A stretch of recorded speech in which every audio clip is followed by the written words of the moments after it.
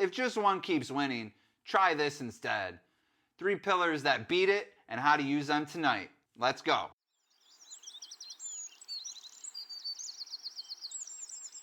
My name's John Campbell. I have 654 days sober, and these methods help build the foundation that got me there. In the next few minutes, you'll leave with a system that not only works when you need it to, it's simple to execute and doesn't need motivation. Let's get to it. Pillar number 1, affirmations. Affirmations aren't magic. They don't cure everything, but they do help a lot. My big one that I use in early sobriety was, I am becoming someone who does not drink, or one day at a time, or my personal favorite, this craving is a wave, let's ride it. When you think of affirmations, think lane correction.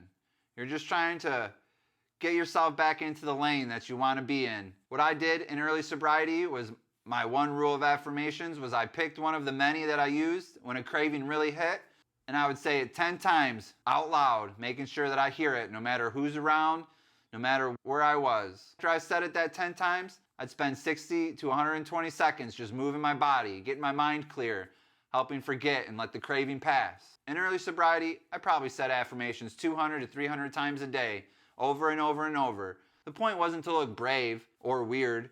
The point was to give my head some space and let the craving pass. The more you use affirmations, the more they become part of who you are.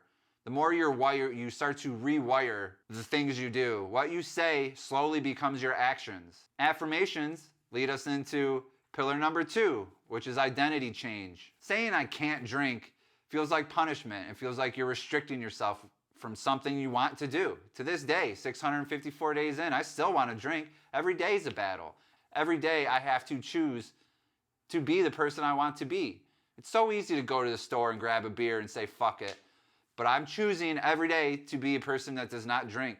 When I say to myself, I'm becoming someone who does not drink, or I do not drink, it is showing that I am choosing that identity that I want. And it is a decision I'm making. It's not a punishment. Whoever you choose to become, you have to make sure that your actions are lining up with it. When I first got sober and chose to become someone that didn't drink, I had to change the way I drove home.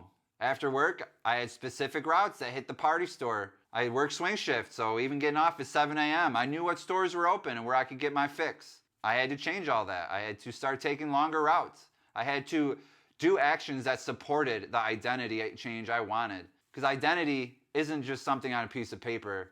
It's something you are, something you do, something you have to become. And becoming anything or doing anything in life takes time, especially things worth doing.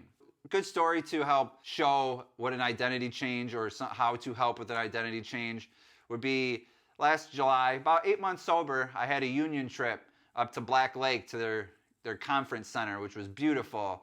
But every night we had different festivities to partake in, and of course everyone has FOMO, so I partaked in them.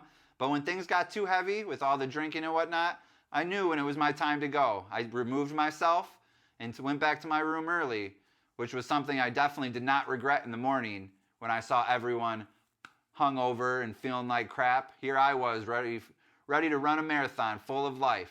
This union trip didn't test my sobriety. It strengthened it. It showed me that I'm becoming the person I want to be, that my identity change is becoming who I truly am, not just a want anymore. And that takes us into pillar 3, which is my personal favorite, which is the habit of reading. Stuff in, stuff out. What you consume slowly becomes how you act. The more you read about how to grow as a person, or your finances, or if you're big into weightlifting, or whatever it may be, the more you read, the more knowledge you soak up, consciously or subconsciously, you slowly start to become what you read. One of my big non-negotiables in life, which we'll make a video about non-negotiables at a different time, is I have to hit 10 pages a day. Every day since I started reading, I've hit 10 pages because it's important to me. You have to make it a non-negotiable. 10 pages might be too much. Start with 1 or 2, start with 3, and then slowly grow as you get more comfortable, as you realize that it's helping you become who you want to become. On better days, I'll hit 50 pages, sometimes 100. Just depends on how the day's going. But no matter what, even on my worst days, I hit 10 pages a day. 3 books that really helped change my life in early sobriety is Atomic Habits, Rich Dad, Poor Dad, and Think and Grow Rich. Each one of these books taught me something very important. Atomic Habits taught me to be 1% better every day. Think and Grow Rich taught me the power of what I think and how I think. What I consume to my brain really does change and show out in my life. And then Rich Dad Poor Dad taught me the basics. Assets put money in your pocket, liabilities take money out. 4 days after I got sober, as I was reading Atomic Habits, I wrote 1% better on the dry erase board on my fridge.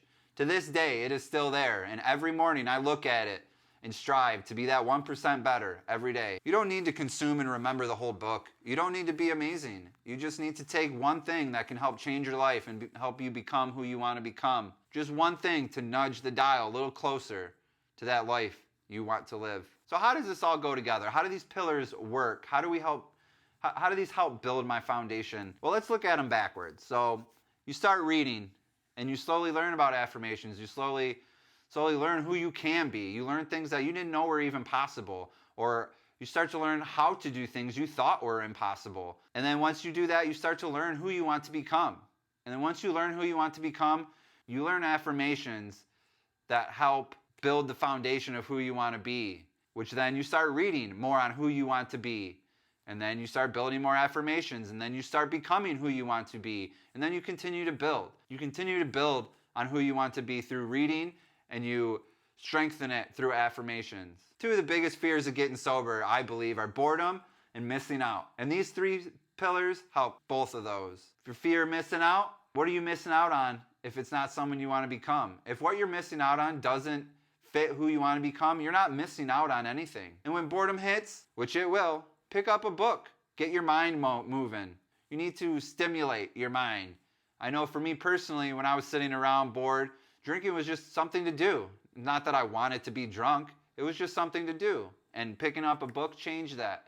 Nowadays, I'll spend 4 or 5 hours reading. How many hours are you spending drinking a day? When that craving hits real hard, answer it with one of these three pillars. Not a drink. When a craving hits, choose the affirmation you want to use. Say it 10 times. Get moving your body. You got to get your blood flowing, get your brain off of the craving. Step 2 is make sure you remember who you're trying to become. It's all about becoming, changing your identity, not quitting. You're not quitting something, you're changing your identity. And make sure that every day you're choosing to do something that helps support that identity. And then step 3, when a craving's really hit, pick up your favorite book or the book you're reading right now, the book that helps support, again, your identity of who you're becoming, and just read a page. Read 2. Just spend 2 to 5 minutes reading, and I can promise that craving will slowly go away. This isn't a program. This is just 3 pillars that help build my foundation that got me to where I am today and will continue to propel me further into the future. So with all that being said, which one of these pillars are really going to help you today? Let's take a vote. 1 for affirmations, 2 for identity change, or 3 for reading. Leave a comment below and let me know which one you're going to try tonight and why. Check out these videos to help learn some more tendencies that can help build your foundation and help move your recovery and sobriety further, one tenacious tendency at a time.